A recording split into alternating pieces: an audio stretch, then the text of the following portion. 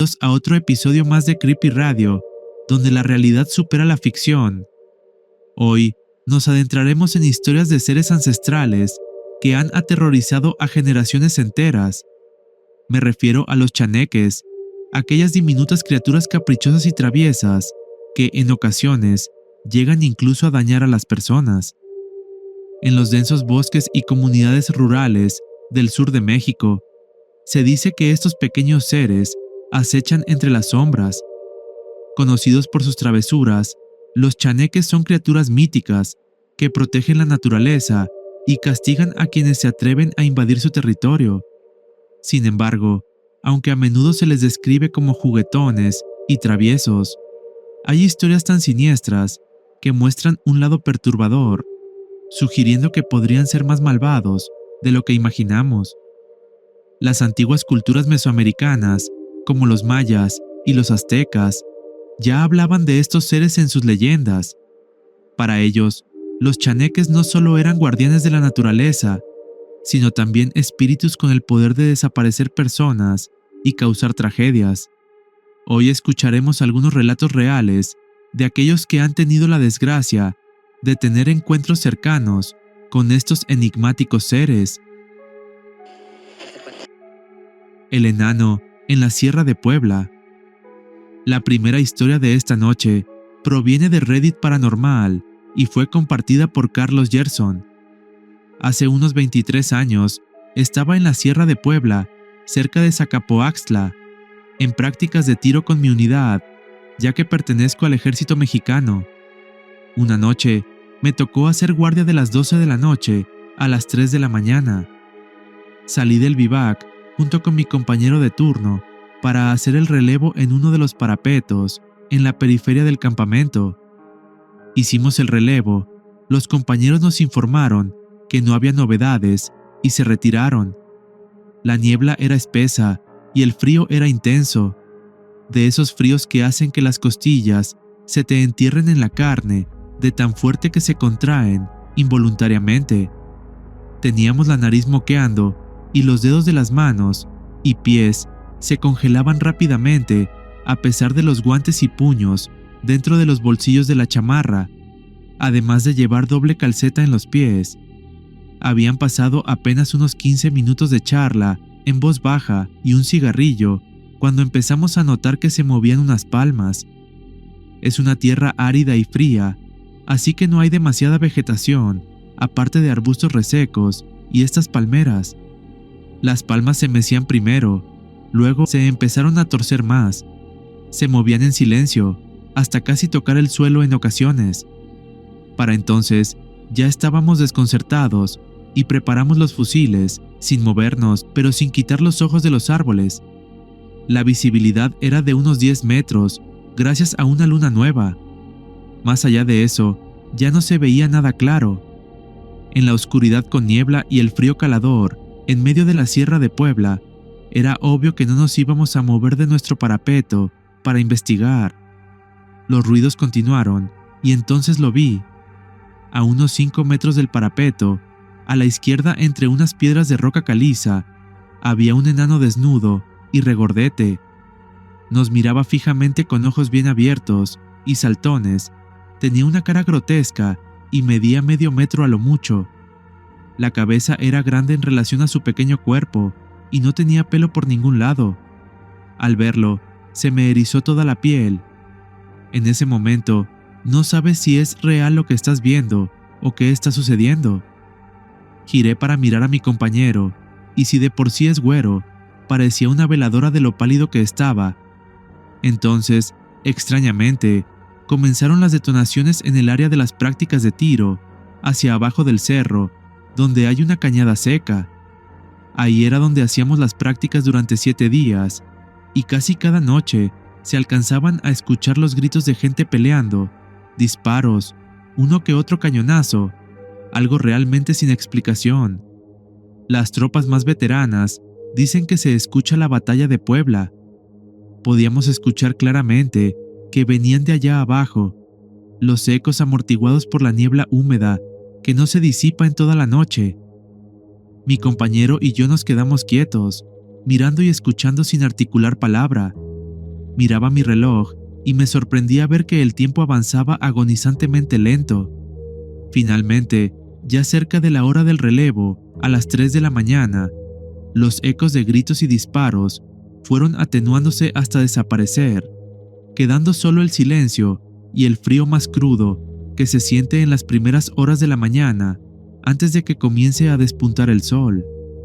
El enano, quién sabe en qué momento, desapareció. Escuché ruido de pasos acercándose y recibí el relevo con el clásico saludo: «Alto ahí, ¿quién vive?». Un chaneque se enamoró de mí. El siguiente relato fue compartido por la usuaria María. Todo comenzó en el 2014 en la casa de mis abuelos en Paraíso, Tabasco, cuando tenía 16 años. Mis abuelos son muy creyentes en lo paranormal. Son personas muy supersticiosas que creen en todo tipo de espíritus. Ellos tienen muy arraigada la creencia en los chaneques. Un día, de la nada, empezaron a aparecer trenzas en las plantas de la zona. No le di mucha importancia porque no soy de creer en esas cosas, hasta que días después se me hacía imposible dormir. Escuchaba a alguien correr fuera de mi habitación, pero de nuevo no le di importancia. A la mañana siguiente, mi cabello estaba tan enredado que la peineta no entraba y tardaba horas desenredándolo solo para que a los minutos estuviera igual. De alguna manera, parecía como si me hubieran intentado hacer una trenza mal hecha. Le comenté esto a mi abuela y ella me dijo que probablemente era un duende. Al día siguiente, mi pelo estaba peor y los ruidos se intensificaron. Ahora los escuchaba debajo de mi cama. Del miedo que generaban, me quedaba quieta, tratando de darle una solución lógica, pensando que probablemente había sido algún insecto o animal. Una noche, los ruidos eran más intensos que nunca.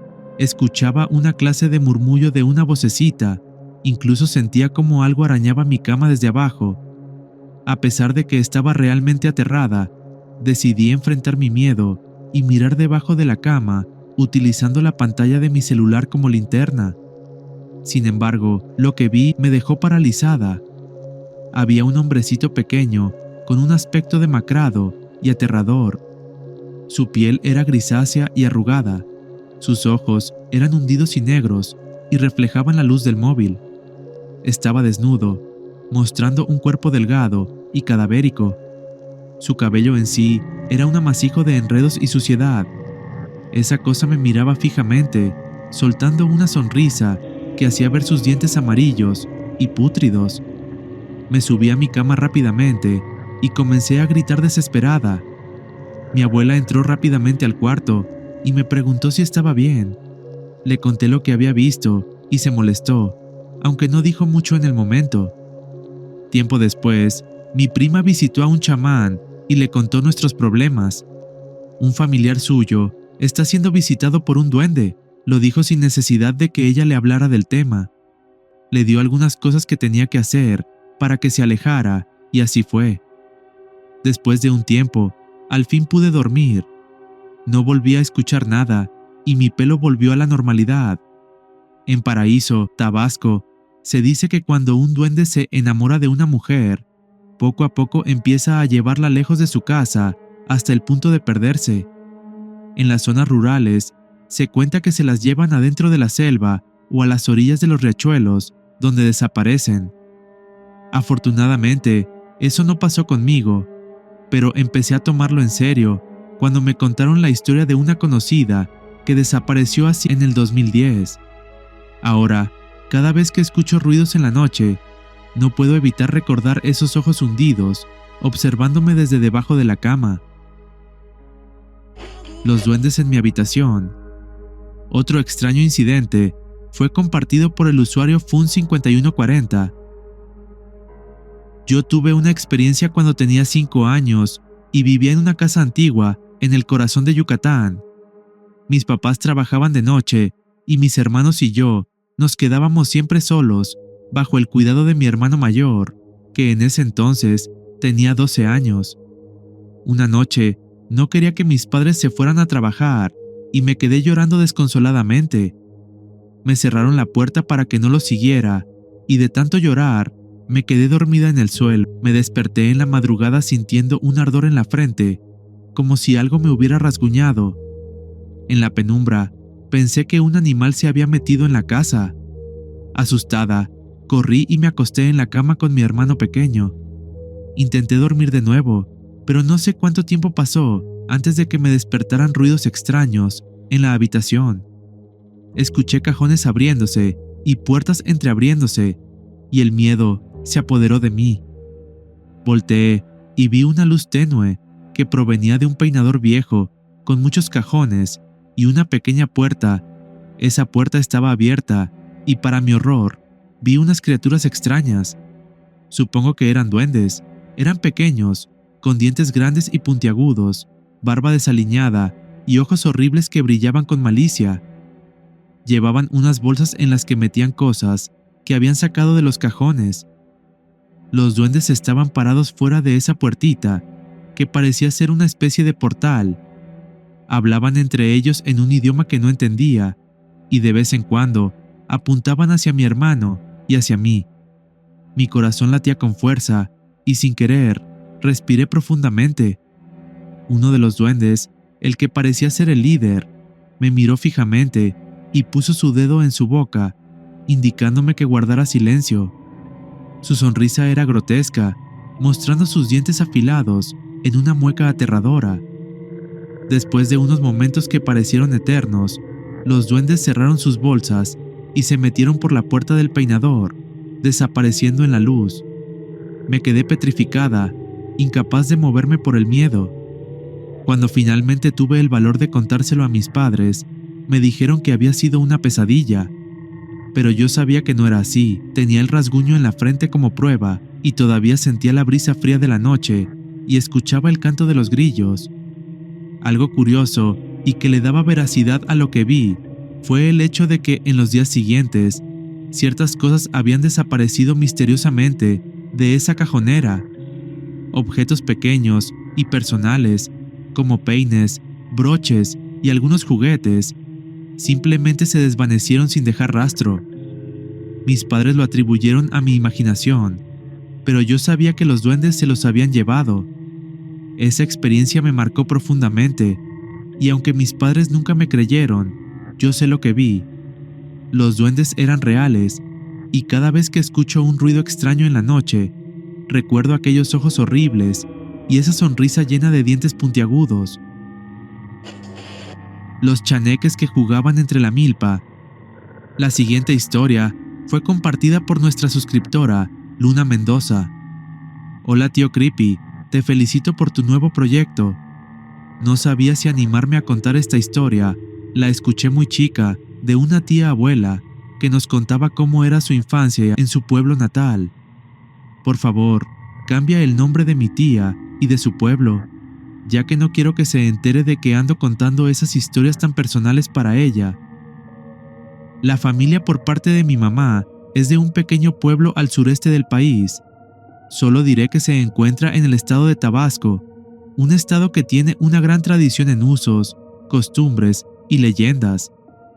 Mi tía nos platicaba que en el pueblo, cuando ella era una niña de alrededor de unos 10 años, era común ver a los niños corriendo y jugando por las calles, ya que en esa época solo eran transitadas por caballos, algunas carretas y muy de vez en cuando algún vehículo o camión que transportaba mercancías para los pocos negocios del pueblo. Como regla general, la mayoría de los niños, que solían juntarse por las tardes a jugar en las calles casi desiertas del pueblo, tenían como límite regresar a su casa antes de que terminara de ponerse el sol. Esa era la regla más importante, entre algunas otras como no jugar más allá de donde terminaba el maizal y comenzaba el monte, o que si en algún momento escuchaban que comenzaban a silbarles y arrojarles piedras, debían volver corriendo a casa y contarle a algún adulto. En fin, los niños del pueblo y mi tía abuela pensaban siempre que solo eran reglas impuestas por los adultos y solo las cumplían sin darle más vueltas al asunto. En una ocasión, uno de los niños llegó muy emocionado a enseñar una pelota nueva que le habían regalado por su cumpleaños. Decía mi tía que era raro poder jugar con un balón nuevo y en perfectas condiciones, por lo que se armó gran alboroto entre los niños del pueblo y comenzaron las retas de fútbol. Todo eran risas y gritos, cuando de pronto mi tía cuenta que vieron cómo al momento de hacer un penal, la pelota salió disparada detrás de la portería de aquel campo llanero que se encontraba al lado de los maizales, perdiéndose en los límites del maizal con el monte. Los niños se quedaron en silencio mirándose unos a otros, mientras Pablo, el dueño del balón, les reclamaba por haber volado el balón tan lejos, a la vez que se encaminaba hacia donde se había perdido el balón y a donde los adultos siempre les mencionaban que no debían adentrarse. Vieron cómo Pablo se adentró más allá del maizal y al pasar los minutos y que éste no volvía, comenzaron a preocuparse. Se organizaron para formar un grupo de 4 niños más e ir a buscar a Pablo antes de que se enteraran los adultos y los castigaran por romper las reglas. Así es como se comenzaron a adentrar en el monte, con la vegetación cada vez más espesa. Lo que parecían ser horas, solo eran minutos, pero comenzaban a desesperar al no encontrar a Pablo, cuando de pronto, Pablo salió asustado detrás de unos matorrales, diciendo que había escuchado ruidos y que alguien decía su nombre. Los niños corrieron de regreso, y al salir del monte y estar en la seguridad de los maizales, junto con el resto de sus amigos, comenzaron a reír y a llamar miedoso a Pablo de varias formas. Al haber perdido el balón y que aún no querían regresar a casa, se les ocurrió jugar a las escondidas dentro del maizal. Comenzaron a jugar y conforme pasaba el tiempo, se daban cuenta de algo extraño.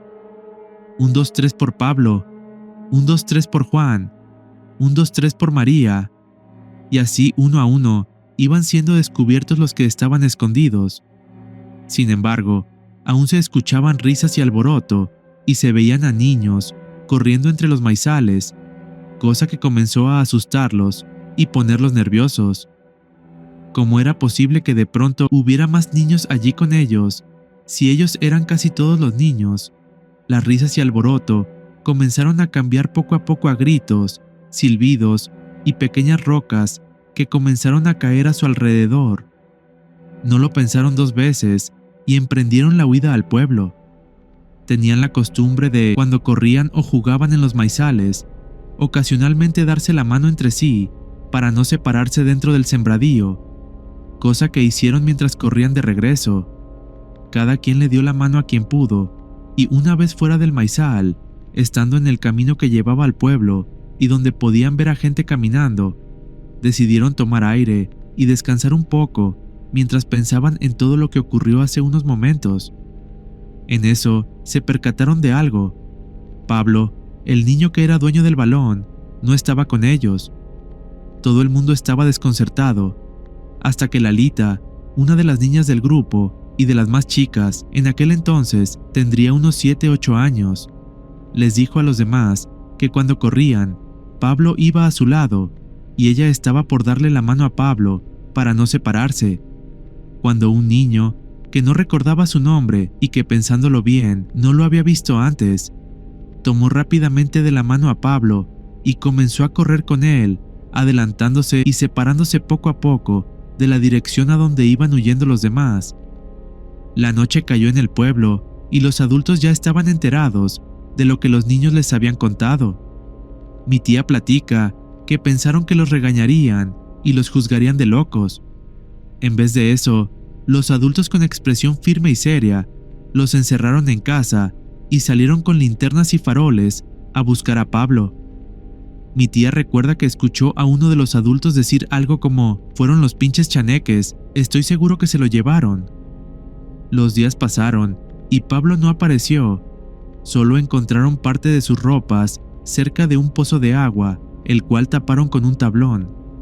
Sin embargo, mi tía platica que desde aquel incidente era común escuchar a la gente del pueblo que veían a niños correr y jugar cerca de los maizales, hacían travesuras o arrojaban rocas por las noches. Los viejos del pueblo mencionaban que tal vez Pablo, al entrar al monte buscando su pelota, debió ofender de alguna manera a estos seres. Pasó cerca de un año y casi nadie mencionaba lo ocurrido, ni a Pablo. Los niños comenzaban apenas a volver a juntarse para jugar de nuevo en las calles, cuando Lalita, la niña que vio por última vez a Pablo, mencionó: «Ya casi pasa un año, lo sé porque anoche vi a Pablo». Se acercó a mi ventana y me dijo que fuera cerca del pozo, que me daría su balón. Se veía algo enfermo, como encorvado y de color gris. Esa es la historia que mi tía cuenta acerca de estos seres que conocemos como chaneques. Los gnomos del jardín. Esta historia nos la envió un suscriptor llamado José Vázquez. La primera vez que escuché esto fue de una pasante en mi trabajo. Trabajábamos en la Ciudad de México en ese momento, pero ella era de un pueblo en otro estado, donde su familia aún vive. Su tía tiene una casa muy cerca de una especie de bosque, donde vive sola, y tiene un jardín muy grande, donde planta flores. Un día, la tía comenzó a decirle a su familia que los gnomos comenzaron a aparecer en su jardín.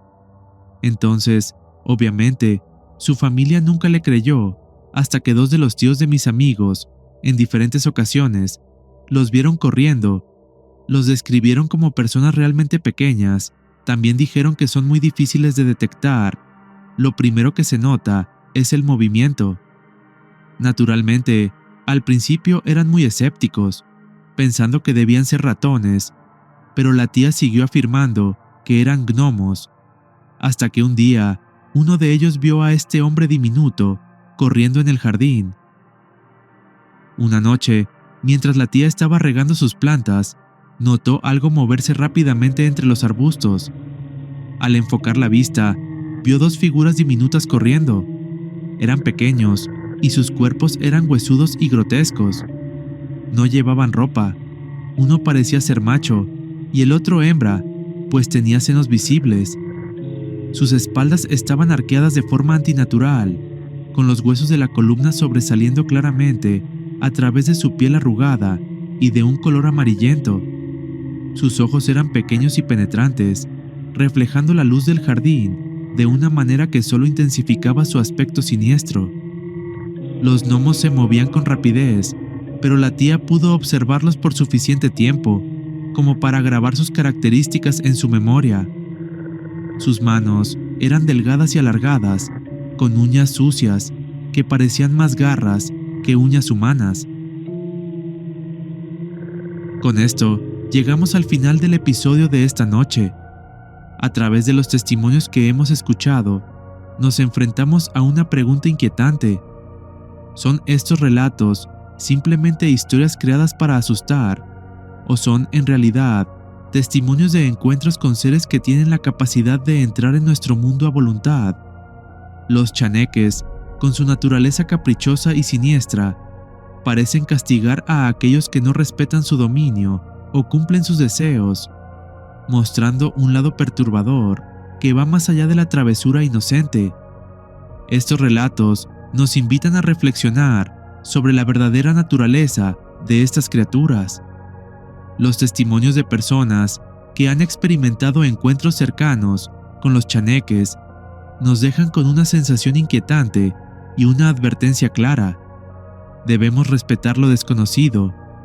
Este conjunto de historias nos ha mostrado que nuestro mundo puede ser más extraño de lo que imaginamos si nos atrevemos a mirar más allá de lo evidente. ¿Qué tan dispuestos estamos a aceptar que hay fuerzas que no comprendemos completamente? Si tienes alguna historia que te gustaría compartir, lo puedes hacer en el correo de contacto que está en la descripción del video. Sigue sintonizando Creepy Radio para más relatos que te harán cuestionar lo que sabes y crees conocer.